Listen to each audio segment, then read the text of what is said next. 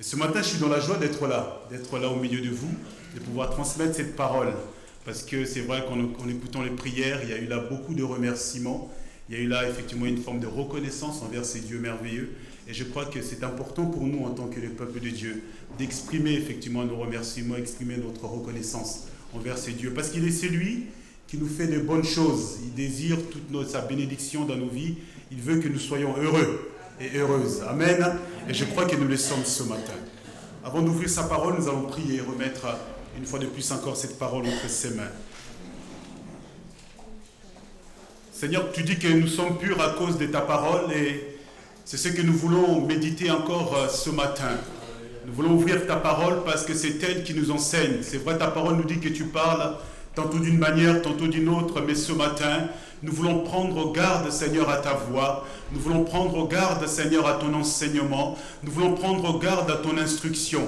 Par la puissance du Saint-Esprit, parce que nous savons que, Seigneur, la force ne vient pas de nous, la puissance ne vient pas de nous. Mais Seigneur, notre Dieu, tu nous as donné toute la capacité, Seigneur, par l'action de ton Esprit, de transmettre cette parole, Seigneur, avec force, avec assurance, avec foi. Nous voulons ce matin que tu nous ouvres nos oreilles, que tu nous ouvres nos cœurs à recevoir ta parole, Seigneur, notre Dieu. Que tout élément extérieur, tout élément de distraction, que toute tristesse, trouble, difficulté ou épreuve ne viennent, Seigneur notre Dieu, outrager, Seigneur notre Dieu, notre cœur ce matin. Nous voulons recevoir pleinement ta parole parce que tu as quelque chose à nous dire ce matin. Tu as une part de bénédiction à nous apporter ce matin. Merci, Seigneur, pour tout ce que tu vas faire. Que ton nom seul soit béni et exalté dans le bon nom de Jésus.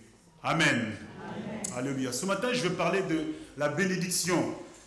La bénédiction de Dieu, parce que je crois que c'est vrai, il y a tellement de bénédictions, il y a tellement de choses que notre monde voudrait nous apporter, mais je crois que la bénédiction qui vient de Dieu, pour moi, c'est la meilleure. Amen.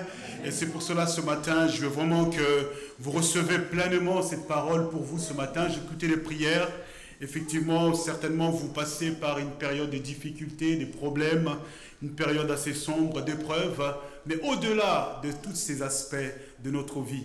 C'est vrai que nous sommes des êtres humains, nous ne cessons de nous plaindre, même si nous sommes plutôt dans des bonnes conditions, parce qu'il suffit juste que nous ouvrons juste un peu nos regards vers d'autres régions, et nous voyons il y a bien des familles, il y a bien des enfants, il y a bien des hommes et des femmes qui souffrent, mais qui souffrent réellement, qui n'ont presque rien du tout, et de tout leur cœur, louent les seigneurs. Et c'est vrai que nous, c'est vrai que certainement, à force d'être un peu influencés par notre société, nous avons des formes d'exigence qui souvent on peut bien s'en passer. Et je crois que ce matin, Dieu est celui qui veut nous bénir. Il veut vous bénir, mon frère.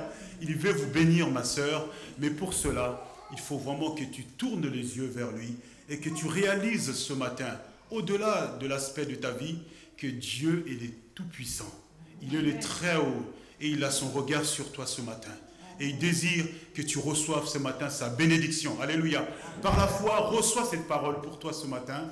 Et je crois que cela peut transformer ta vie. Et nous allons introduire dans le livre de Proverbes, chapitre 10.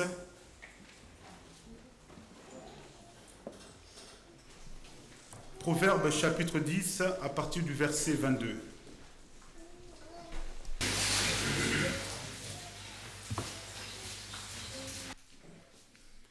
Proverbes chapitre 10, à partir du verset 22. La parole de Dieu nous dit que c'est la bénédiction de l'Éternel qui enrichit et il ne se fait suivre d'aucun chagrin. C'est la bénédiction de l'Éternel qui enrichit et il ne se fait suivre d'aucun chagrin. Amen.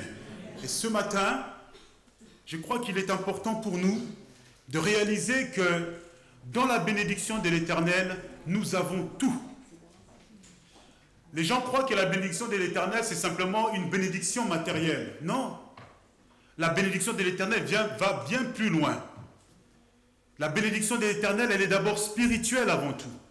Connaître Dieu est une bénédiction, mes frères et sœurs.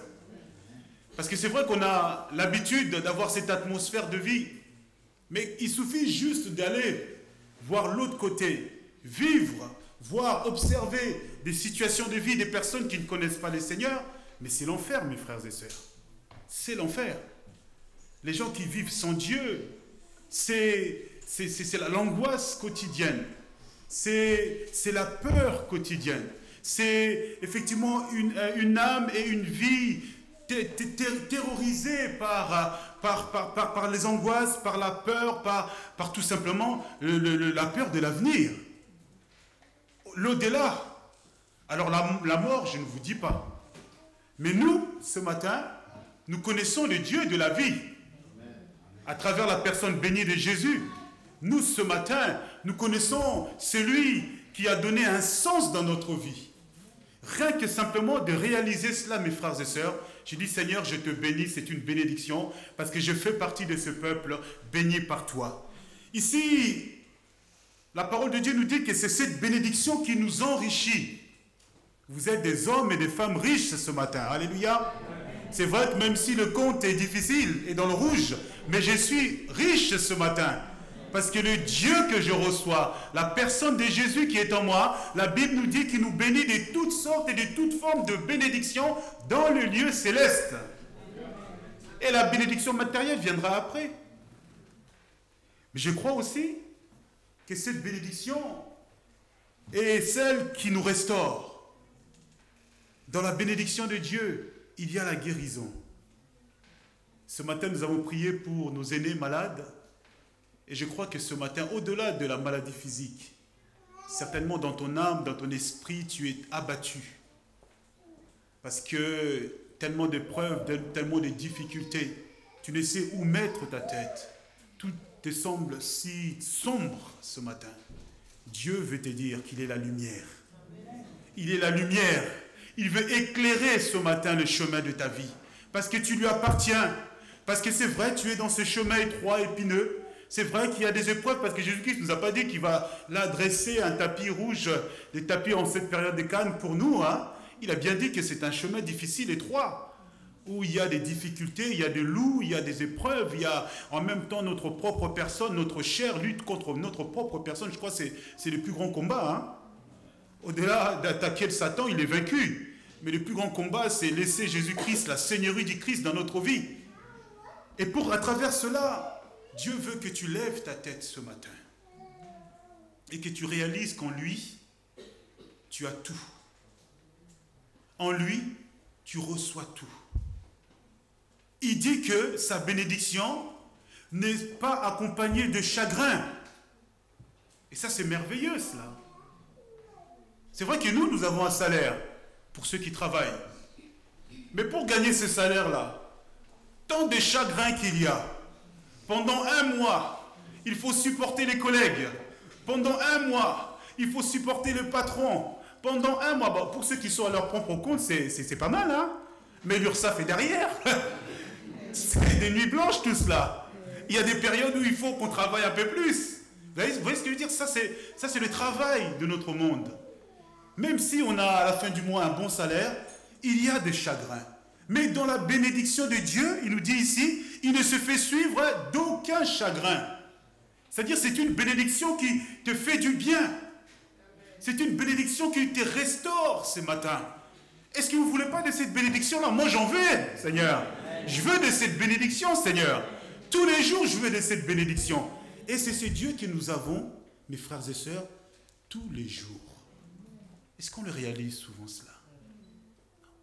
Souvent, on a tendance à mettre le Seigneur de côté et on vient à crier dans le problème. Alors qu'il est notre solution. Souvent, on a tendance de mettre le Seigneur de côté et on ouvre notre cœur en chagrin. Rentre. Alors qu'on a le Seigneur qui veut dire, mais reçois ma bénédiction ce matin. Reçois ma bénédiction. Reçois mes bienfaits. Enlève les chagrins. Parce que Dieu, avant de nous bénir matériellement, il va d'abord nous restaurer dans notre être.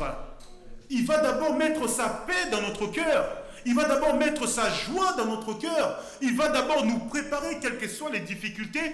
Et après cela, après cette restauration, il envoie cette pluie de bénédictions matérielles dans nos vies, mes frères et sœurs. C'est pour ça, c'est merveilleux de réaliser la bénédiction de Dieu. Parce que si Dieu nous bénit matériellement, et que nous-mêmes ne sommes pas préparés à recevoir cela, nous allons nous-mêmes créer nos soucis. Parce qu'on va dire que c'est grâce à nos efforts que nous avons reçu cela. Alors que si je réalise que c'est Dieu qui peut tout en moi, si je réalise que c'est Dieu qui peut m'apporter tout cela, la démarche est différente. Parce que chaque jour, je veux venir auprès de lui, comme les jeunes Samuel. Je veux venir auprès de lui, voilà Seigneur. Comme je sais que c'est toi qui es l'auteur de ma vie. Comme je sais que c'est toi qui es l'architecte de ma vie. C'est toi qui contrôles le temps, tu contrôles mon avenir. Voilà, je viens devant toi. Tout cela pour encourager mes frères et sœurs célibataires. Dieu n'est jamais en retard. Il est toujours à temps. Tout cela pour encourager les couples qui désirent bien sûr avoir un enfant. Un témoignage. Le jour où j'avais prêché ce message, j'aime beaucoup le prêcher lorsque je visite les assemblées. Parce que pour moi, je dis que je ne vais pas faire comme ce prophète qui était là, qui voulait maudire le peuple de Dieu. Je dis non, non, c'est un peuple de Dieu qui est là. Alors Seigneur, je prêche cette bénédiction. Lorsque nous sommes arrivés à Saint-Germain, où nous sommes arrivés en janvier 2011, et j'ai prêché ce message avec foi. Et là, le Seigneur m'avait mis à cœur d'encourager des couples qui désiraient avoir un enfant. Et dans l'auditoire, il y avait là plusieurs couples qui avaient effectivement, qui aspiraient à cela, qui désiraient avoir un enfant. J'ai dit, recevez cette parole, c'est pour vous. Je ne suis pas parti en plaidoirie contre la médecine. Je ne suis pas parti en plaidoirie contre la science. J'ai dit non, Dieu bénit les médecins, Dieu bénit les scientifiques. Mais j'ai dit que Dieu est capable de déposer cette semence dans ce couple. Et figurez-vous, 1 an après, on n'a pas eu une seule naissance, mais on en a eu 10. 10 naissances à Saint-Germain. Nous nous sommes réjouis, nous nous sommes dit gloire à Dieu, de voir comment est-ce que le Seigneur est capable d'agir. Tout cela pour vous encourager. Tout cela pour vous dire que Dieu est celui qui répond. Il répond en son temps. Et il n'est jamais en retard. Et nous allons lire le psaume 133. Il y a là aussi ce secret merveilleux.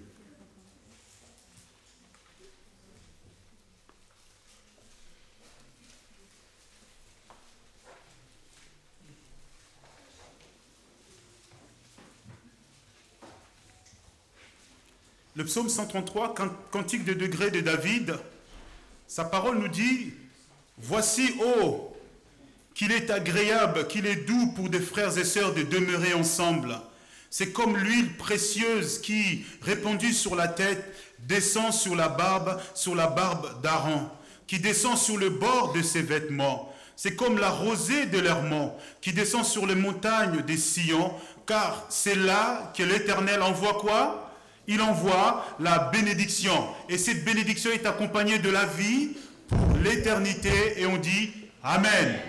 Le diable sait. Il sait une chose. Lorsque le peuple de Dieu se réunit, il sait une chose. Lorsque les familles se réunissent dans la prière, il sait que c'est là où le Seigneur envoie sa bénédiction. On ne peut pas encourager la division dans l'Église. On ne peut pas encourager la division dans les familles. Les familles font partie intégrante de l'Église. Et ça, c'est quelque chose de merveilleux. Tout cela pour encourager les parents. Oh, je veux vous encourager à vous réunir avec vos enfants dans la prière. Parce qu'ici, la Bible nous dit qu'il est doux, qu'il est agréable aux yeux de Dieu de nous voir ainsi. Avec nos différentes culturelles, avec nos différentes rangs sociaux. Dieu se réjouit de voir cela. Parce que Dieu, vous savez, il ne voit pas un Ivoirien ou un Congolais. Dieu ne voit pas un Breton ou un Normand. Non, Dieu voit son peuple. Il a un regard dans cette ville de Paris 15e, dans ce quartier de Fondary. Il a son regard et il se réjouit parce que nos prières montent vers lui comme un parfum de bonne odeur. Dieu se réjouit, mes frères et sœurs, que vos liens se serrent de plus en plus dans l'amour. Le lien parfait, c'est l'amour. Et dans l'amour, Dieu déverse sa bénédiction ce matin. Dieu est là. C'est pour cela que le diable essaie de toujours tout faire pour diviser l'Église. Ça a toujours été ses stratégies.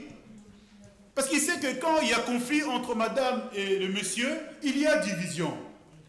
Il sait que quand il y a conflit entre parents et enfants, il y a division.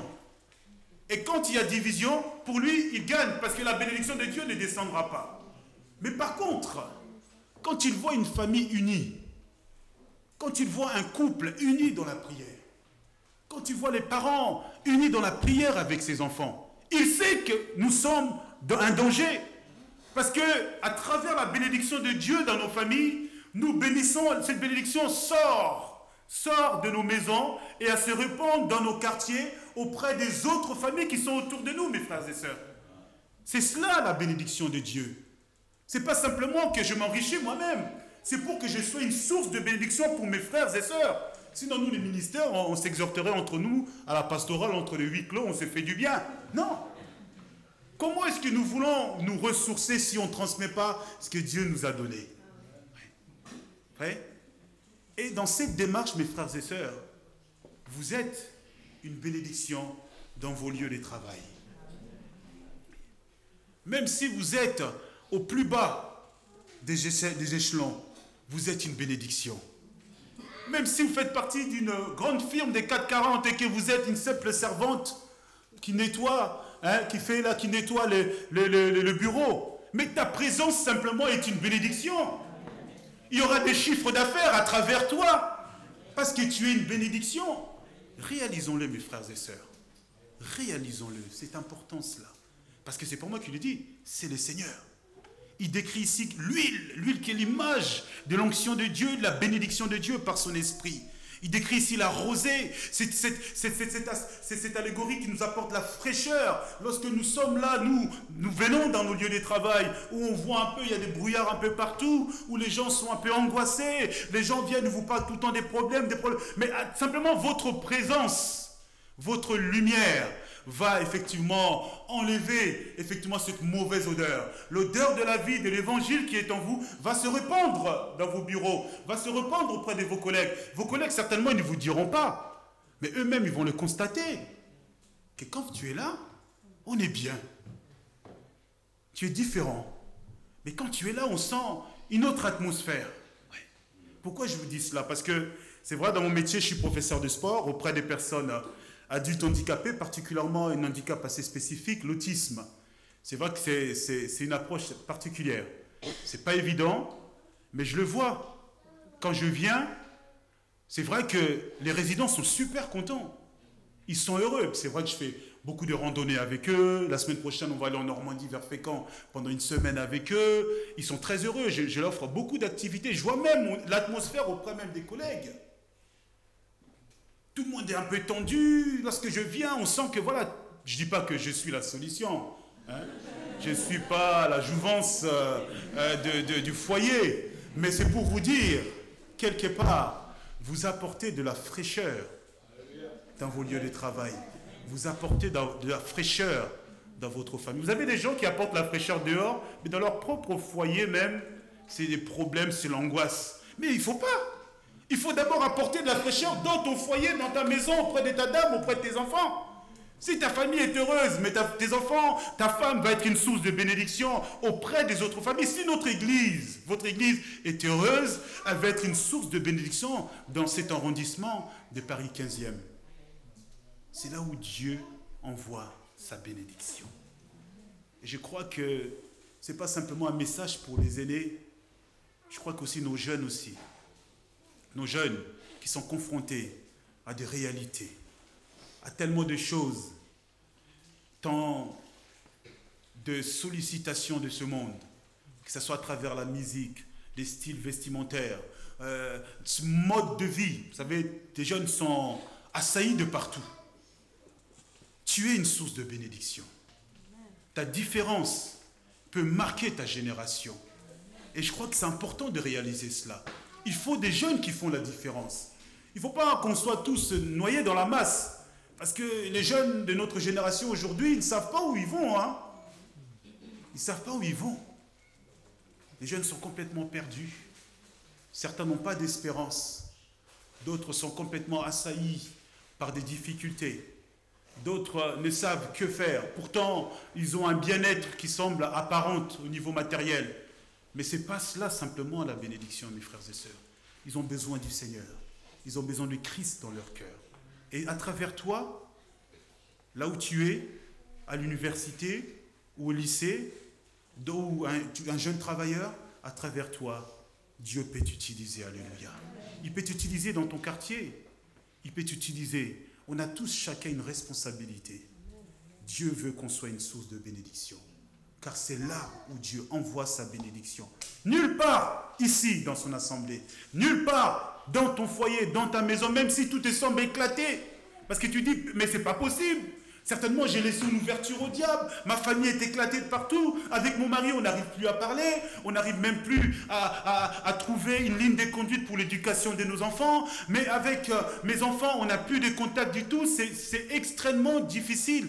Mais je crois que ce matin, il faut que tu réalises que Dieu veut bénir ta famille. Il faut que tu réalises ce matin que tu dois ouvrir grand ton cœur et laisser Jésus-Christ travailler dans ta vie. Laissez Jésus-Christ mettre sa joie dans ton cœur. Laissez Jésus-Christ mettre sa douceur dans ta vie. Mais laissez Jésus-Christ mettre sa paix dans ta vie. Tout cela engendre la bénédiction de Dieu. Tout cela engendre la bénédiction de Dieu. Alléluia. Et ça, c'est quelque chose de merveilleux. Nous allons partir dans le livre de Deutéronome 28. On va lire le 14 verset. J'aime beaucoup ce chapitre parce que c'est un chapitre qui condense vraiment la bénédiction de l'Éternel pour son peuple, avec bien sûr des conditions. Comment dois-je faire pour vraiment bénéficier de la bénédiction de Dieu, même si elle est gratuite, mais Dieu nous demande quand même une disposition de cœur. Dieu nous demande quand même un témoignage. Dieu nous demande quand même d'avoir l'attitude en tant qu'enfant de Dieu, en tant que servante de Dieu. On ne peut pas recevoir la bénédiction de Dieu et le bafouer tout de suite derrière. C'est précieux. C'est précieux, mes frères et sœurs. Et on doit prendre cette bénédiction avec le plus grand sérieux, parce que nous sommes le peuple de Dieu. Deutéronome chapitre 28. Si tu obéis à la voix de l'Éternel, ton Dieu, en observant et en mettant en pratique tous ces commandements que je te prescris aujourd'hui, l'Éternel, ton Dieu, te donnera la supériorité sur toutes les nations de la terre. Voici toutes les bénédictions qui se répandront sur toi et qui seront ton partage. Lorsque tu obéiras à la voix de l'Éternel, ton Dieu, tu seras béni dans la ville. Alléluia. Tu seras béni dans les champs. Les fruits de tes entrailles, les fruits de ton sol, les fruits de tes troupeaux, les portées de ton gros et ton menu bétail, toutes ces choses seront bénies. Ta corbeille et ta huche seront bénies. Tu seras béni à ton arrivée et tu seras béni à ton départ. L'Éternel te donnera la victoire sur tes ennemis qui s'élèveront contre toi. Ils sortiront contre toi par un seul chemin et ils s'enfuiront devant toi par 7 chemins. L'Éternel lui-même, ça c'est merveilleux, Dieu ordonnera la bénédiction d'être avec toi dans tes greniers, dans toutes tes entreprises. Il te bénira dans le pays que l'Éternel ton Dieu te donnera. Tu seras pour l'Éternel un peuple saint, comme il te l'a juré. Lorsque tu observeras le commandement de l'Éternel ton Dieu et que tu marcheras dans ses voies, tous les peuples verront que tu es appelé du nom de l'Éternel et ils te craindront. L'Éternel te comblera des biens en multipliant les fruits de tes entrailles, les fruits de tes troupeaux, les fruits de ton sol, dans le pays que l'Éternel a juré à tes pères de te donner. L'Éternel t'ouvrira son bon trésor, le ciel, alléluia, pour envoyer à ton pays la pluie en son temps, pour bénir tous les travails de tes mains. Tu prêteras à beaucoup de nations et tu n'en prêteras pas. Je dis toujours que cet élève fera faillite. Il dit que tu prêteras à beaucoup de nations et tu n'en prêteras point. L'Éternel fera de toi la tête et non la queue. Tu seras toujours en haut, alléluia, et tu seras jamais en bas lorsque tu obéiras au commandement de l'Éternel ton Dieu. Amen. Alléluia. Il y a toujours cette notion, lorsque tu obéiras au commandement de Dieu. Nous avons besoin d'obéir à qui? D'obéir à Dieu. Comment? Parce que d'obéir à Dieu, c'est vaste. C'est en observant ses commandements. En observant les commandements de Dieu, j'obéirai à Dieu. Qu'est-ce que nous dit le psaume 1er? On va le lire, psaume 1er, on reviendra sur ce chapitre des références.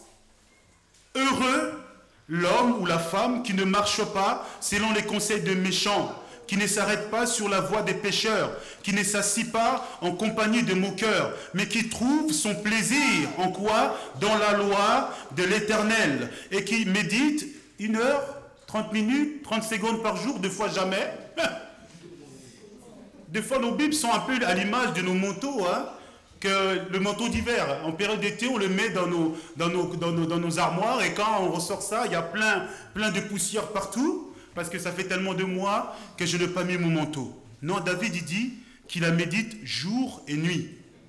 Il est comme un arbre planté près d'un courant d'eau, qui donne son fruit en sa saison, dont le feuillage ne se flétrit point. Tout ce qu'il fait lui réussit. Tu n'as pas besoin d'aller voir un voyant pour réussir quelque chose. Tu n'as pas besoin, comme mes collègues le font à chaque fois dans le Parisien, ils tournent la dernière page pour voir la voyance. Et disent non, tu ne prends pas, je dis non, moi ça ne m'intéresse pas. Tu n'as pas besoin de te référer à l'horoscope pour savoir quel est ton avenir. Tu n'as pas besoin d'aller gaspiller ton argent auprès d'une voyante, auprès d'un marabout, pour savoir ton avenir. Tu as juste besoin de mettre tes yeux sur la parole de Dieu, à observer la parole de Dieu. Pas simplement la lecture. Parce que certains lisent la Bible comme si c'était un livre philosophique. Parce que vous savez, l'approche est différente. Hein? Un scientifique va avoir une approche scientifique. Un scientifique qui n'est pas né de nouveau va lire la Bible avec une approche scientifique. Un philosophe va lire la Bible dans une approche philosophique. Alors que nous, Dieu qui a illuminé les yeux de nos cœurs par la régénération et par la puissance de son esprit, le Seigneur nous dit, tu liras cette parole, non pas comme un livre, comme tous les livres, mais comme la parole de Dieu. Il dit de la méditer. La méditation va bien plus loin que la lecture. La méditation, c'est-à-dire que je relis les mêmes chapitres, je reviens encore sur ce chapitre. J'ai une première compréhension. Je demande l'aide de la personne du Saint-Esprit pour encore me ressonder encore sur la même réalité biblique, de ce même chapitre ou de ce même verset. Ainsi, j'apprends moi à connaître la parole de Dieu. Et Dieu se révèle par sa parole, mes frères et sœurs. Dieu se révèle par sa parole. Par la parole de Dieu, les jeunes couples, j'apprends à connaître mon mari.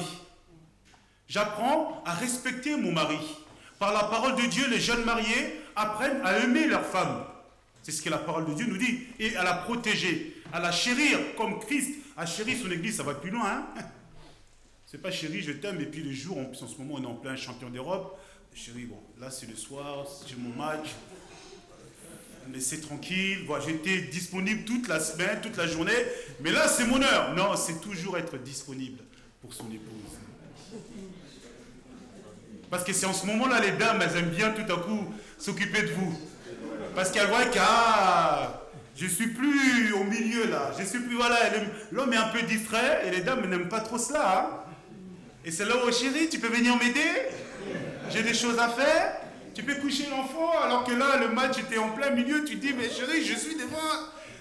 Ouais, c'est tout cela, c'est comme cela, c'est à travers la parole de Dieu, j'apprends. J'apprends à connaître mon épouse. Et l'épouse aussi apprend à connaître son mari. Et ainsi, on apprend à se soumettre les uns les autres. Parce qu'en soumettant à mon mari ou à ma femme, je me soumets à Dieu. J'apprends à me soumettre aux autorités. Même si votre patron, c'est le plus grand despote, Dieu est celui qui tient son cœur entre ses mains. À travers votre prière, Dieu peut changer les circonstances. Même si vous êtes la seule chrétienne dans votre lignée familiale, c'est une lignée où il y a tous les grands sorciers. C'est une lignée où il y a tous les grands malfrats. Même si tu viens d'une lignée où il y a tous les grands bourgeois et que tu es le seul chrétien ou la seule chrétienne, à travers toi, toute la génération future va être bénie. Et même ceux qui sont là, ils seront bénis parce que ta lumière va jaillir. Elle ne va pas simplement rester autour de ta famille, ta femme et tes enfants, mais ça va se diffuser sur d'autres générations. Ah, mes frères et sœurs, notre enjeu futur est merveilleux. Hein? Et ça, pour nous, c'est important de le réaliser. C'est dans la méditation de la parole de Dieu que je réalise cela. Il y a tellement de bénédictions. Regardez la supériorité. On sera toujours en haut, jamais en bas. On sera toujours la tête et la queue. Et souvent, il y a des circonstances où on est plus que derrière la queue. Hein. Pourquoi? Parce que j'ai toujours voulu faire les choses avec ma propre force. Parce que je n'ai jamais voulu mettre l'Éternel au devant. C'est vrai qu'on vit dans un monde, dans un pays où il régit plusieurs lois. On sait que dans l'éducation nationale, on ne peut pas enseigner la parole de Dieu quand on est. Moi, je sais que, voilà, étant éducateur, professeur de sport, j'ai droit à des droits de réserve. C'est tout à fait normal. Dieu nous demande à la sagesse. Mais rien n'empêche de me dire, Seigneur, je te mets au devant dans mon lieu de travail. J'ai le droit de faire cela. J'ai le droit de laisser le Seigneur au devant. J'ai le droit de laisser le Seigneur. Même si mon partenaire ne veut pas entendre parler de Dieu, mais rien ne m'empêche dans ma prière, dans mon cœur, pendant le temps de pause, de laisser Jésus-Christ au devant. Et c'est à travers cela que je veux voir la gloire de Dieu. Si je laisse Jésus-Christ au devant. Si je laisse Jésus-Christ me couvrir. Et c'est ainsi que je veux vivre toutes ces réalités de ce chapitre 28 de Deutéronome. Il y a tellement de richesses. Il parle de gros et menus bétail. Il parle de la corbeille. Il parle de nos entrailles. Il dit qu'il nous donnera la victoire sur nos ennemis. Tout cela, Jésus-Christ l'a fait. Et il dit que même si nos ennemis viennent sur un seul chemin, ils fuiront devant par 7 chemins différents. Tout cela, c'est la réalité dans nos vies. Dieu veut cela pour nous. Mais pour cela, mes frères et sœurs, nous avons besoin de plonger nos regards à l'écoute de la parole de Dieu. Nous avons besoin d'apprendre à lui obéir. L'obéissance. L'obéissance vaut mieux que les sacrifices, mes frères et sœurs. Je peux faire autant d'activités que je veux. Je peux avoir le carnet d'adresse le plus long possible. Mais si je ne suis pas obéissant à Dieu, cela ne me sert à rien. Tout cela va tomber comme ce château de sable. Tout cela va tomber. Il suffit juste qu'il y ait un vent d'épreuve.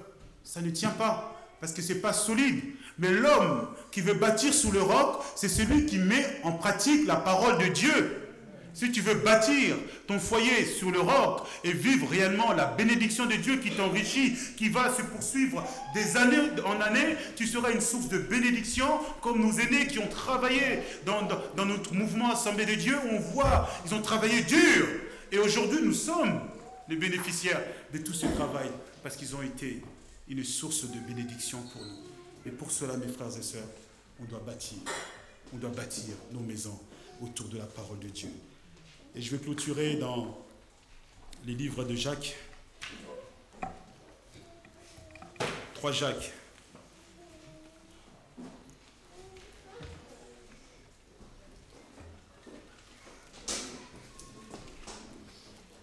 « 3 Jacques, verset 2. 3 Jean plutôt, excusez-moi. 3 Jean. 3 Jean. Parce que 3 Jacques n'existe pas. 3 Jean, verset 2. Sinon, ça c'est moi des livres apocryphes. Hein.